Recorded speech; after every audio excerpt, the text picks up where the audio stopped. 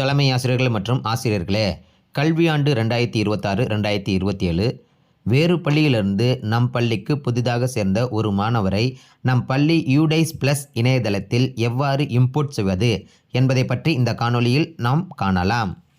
நண்பர்களே, உங்களுடைய அலைபேசி அல்லது மடிக்கணினியில் கூகுள் குரோமை திறந்து கொள்ளுங்கள். அதில் தேடும் இடத்தில் யூடைஸ் பிளஸ் என்று தட்டச்சு செய்துட்டு தேட ஆரம்பிங்க.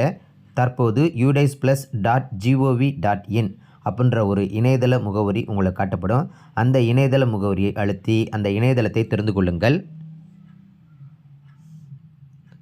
இப்போ இந்த பக்கத்தை நீங்கள் டெஸ்க்டாப் சைட்டுக்கு மாற்றணும். அதற்கு மேலே இருக்கக்கூடிய 3 புள்ளி அழுத்திக்கோங்க. இதில் டெஸ்க்டாப் சைட் அப்படின்னு இருக்கும், அதை தேர்வு செய்து கொள்ளுங்கள். பின்பு இங்கே வலது பக்கத்தில் பார்த்தீங்கன்னா ஆரஞ்சு வண்ணத்தில் லாகின் ஃபார் ஆல் மாடியூல்ஸ் அப்படின்னு இருக்கும், அதை தேர்ந்தெடுங்க. இங்கே செலக்ட் ஸ்டேட் அப்படின்னு இருக்கும், இதில் தமிழ்நாடு என்பதை தேர்ந்தெடுங்க. பின்பு கோ அப்படின்ற ஒரு பொத்தான் இருக்கும், அதை அழுத்துங்க. இதில் பார்த்தீங்கன்னா ஸ்டூடெண்ட்ஸ் மாடியூல், அதுக்கு பக்கத்தில் லாகின் அப்படின்ற ஒரு பொத்தான் இருக்கும், அதை அழுத்துங்க. இங்கு முதலாவதாக யூசர் நேம் அப்படின்ற இடத்துல நம் பள்ளிக்குரிய 11 இலக்க யூடைஸ் என பதிவு செய்து கொள்ளுங்கள். கீழே பாஸ்வேர்டு அப்படின்ற இடத்துல நம் பள்ளிக்கு யூடைஸ் ப்ளஸ் இணையதளத்திற்கு என்ன பாஸ்வேர்டு கொடுத்தோமோ அதை பதிவு செய்து கொள்ளுங்கள். பின்பு கீழே பார்த்தீங்க அப்படின்னா கேப்சா இருக்கும், அதை இந்த கட்டத்தில் பதிவு செய்து கொள்ளுங்கள். பின்பு கீழே லாகின் அப்படின்ற ஒரு பொத்தான் இருக்கும், அதை அழுத்துங்க. இங்கு கரண்ட் அகடமிக் இயர் 2026-27 அப்படின்னு இருக்கும், அதை தேர்வு செய்து கொள்ளுங்கள். இப்போ இதை க்ளோஸ் பண்ணுங்கள். அதற்கு க்ளோஸ் அப்படின்ற ஒரு பொத்தானை அழுத்துங்க. மீண்டும் க்ளோஸ் அப்படின்ற ஒரு பொத்தானை அழுத்துங்க. இப்போ இடது பக்கத்தில் பார்த்தீங்க அப்படின்னா ஸ்டூடெண்ட் மூமெண்ட் அண்டு ப்ராக்ரஷன் அப்படின்னு இருக்கும், அதை தேர்வு செய்யுங்க. இதில் இம்போர்ட் மாடியூல் அப்படின்னு இருக்கும், அதை தேர்வு செய்யுங்க. இதில் முதலாவதாக இம்போர்ட் வித்தின் ஸ்டேட், அதாவது நம் மாநிலத்துக்குள்ளேயே வேறு பள்ளியிலிருந்து ஒரு மாணவரை நம் பள்ளிக்கு இம்போர்ட் செய்வதற்கு கீழே கோ அப்படின்ற ஒரு பொத்தான் இருக்கும், அதை அழுத்துங்க. இதில் ஸ்டூடெண்ட் PEN பென், அந்த பென் நம்பரை தான் நம்ம இந்த இடத்துல பதிவு செய்யணும். இப்போ எப்படி நம்ம எமிஸ் இணையதளத்திற்கு எமிஸ் நம்பர் கொடுத்துருப்பாங்களோ அதுபோல் யூடைஸ் ப்ளஸ் இணையதளத்திற்கு பென் அப்படின்ற ஒரு நம்பர் கொடுத்துருப்பாங்க. இப்போ இந்த நம்பர் உங்களுக்கு தெரியல அப்படின்னா அந்த நம்பரை கண்டறிவதற்கு மேலே get pen and date of birth அப்படின்னு இருக்கும், அதை அழுத்துங்க. இதில் அந்த மாணவருடைய Aadhaar number, year of birth, அவருடைய பிறந்த வருடம், அதை பதிவு செஞ்சுட்டு சர்ச்னு கொடுங்க. கீழே பார்த்திங்கன்னா பென் நம்பரும் அவருடைய டேட் ஆஃப் பர்த்தும் உங்களுக்கு காட்டப்படும். இப்போ இந்த பென் நம்பரை நீங்கள் குறித்து வைத்து கொள்ளுங்கள். இப்போ மேலே இருக்கக்கூடிய பெருக்கல் குறியை அழுத்துருங்க. இப்போ ஸ்டூடெண்ட் பென் அப்படின்னு இருக்கும். இப்போ நீங்கள் கண்டறிந்த அந்த பென் நம்பரை இந்த இடத்துல பதிவு செய்து கொள்ளுங்கள். பின்பு டேட் ஆஃப் பர்த், அந்த மாணவருடைய டேட் ஆஃப் பர்த்தை இந்த இடத்துல பதிவு செய்து கொள்ளுங்கள். இப்போ பென் நம்பர் மற்றும் டேட் ஆஃப் பர்த்தை பதிவு செஞ்சதுக்கப்புறம் கோ என்பதை அழுத்துங்க.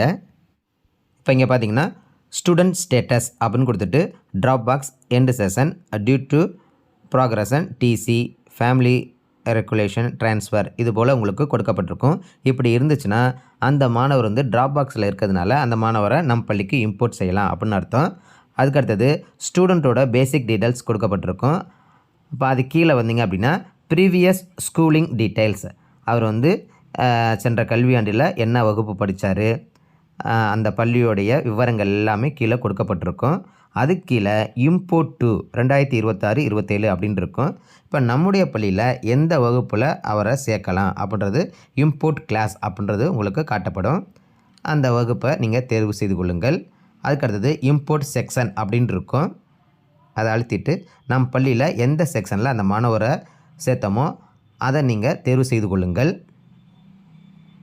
அதுக்கடுத்தது டேட் ஆஃப் அட்மிஷன், இப்போ அந்த மாணவர் என்னைக்கு நம் பள்ளியில் சேர்த்தோமோ அந்த தேதியை இந்த இடத்துல பதிவு செய்து கொள்ளுங்கள்.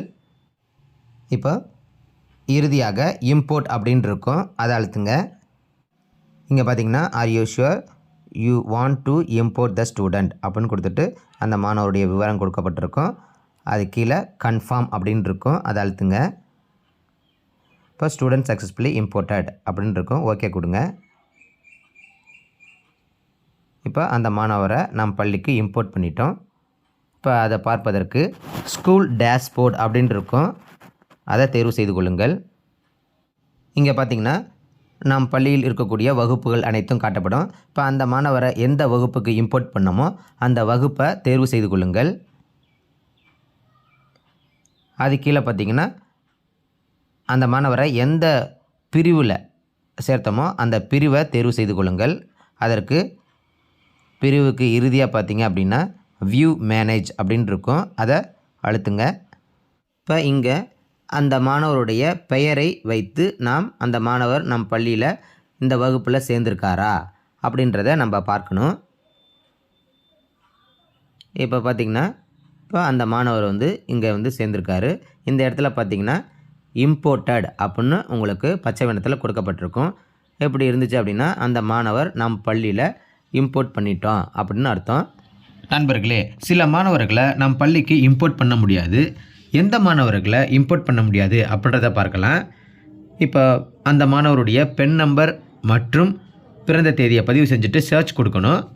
இப்போ சில மாணவர்களை இம்போர்ட் பண்ணும்பொழுது ஸ்டூடெண்ட் ஸ்டேட்டஸ் அப்படின்ற இடத்துல பச்சை வண்ணத்தில் ஆக்டிவ் அப்படின்னு காட்டப்படும். அதே போல் கரண்ட் ஸ்கூலிங் டீட்டெயில்ஸ் அப்படின்ற இடத்துல ஆக்டிவ் அப்படின்னு பச்சை வண்ணத்தில் காட்டப்படும். இப்போ கீழே பார்த்தீங்கன்னா import is not allowed, please contact to block district MAS for further queries அப்படின்னு இருக்கும். இவ்வாறு இருந்துச்சுன்னா அந்த மாணவரை நம் பள்ளிக்கு இம்போர்ட் செய்ய முடியாது. ஏன் அப்படின்னா ஏற்கனவே அந்த மாணவர் படித்த பள்ளியிலேயே தான் UDS Plus இணையதளத்தில் இருக்கார். அங்கேருந்து அவர் ட்ராப் பாக்ஸுக்கு அனுப்புனா மட்டும்தான் நம்ம அந்த மாணவரை இம்போர்ட் பண்ண முடியும். அதற்காக நீங்கள் அந்த மாணவர் மூலமாக அந்த பள்ளியை தொடர்பு கொண்டு அந்த பள்ளியுடைய தலைமை ஆசிரியர் மூலமாக அவர்களுடைய பள்ளி UDS Plus இணையதளத்திலிருந்து அந்த மாணவரை ட்ராப் பாக்ஸுக்கு அனுப்ப சொல்லணும். அனுப்புனது பின்பு தான் அந்த மாணவரை நம் பள்ளியில் இம்போர்ட் செய்ய முடியும். அவ்வளோதான் நண்பர்களே. இந்த காணொலியில் சொல்லப்பட்டது போல் கல்வியாண்டு 2026-2027 வேறு பள்ளியிலிருந்து நம் பள்ளிக்கு புதிதாக சேர்ந்த ஒரு மாணவரை நம் பள்ளி UDS Plus இணையதளத்தில் இம்போர்ட் செய்து கொள்ளுங்கள்.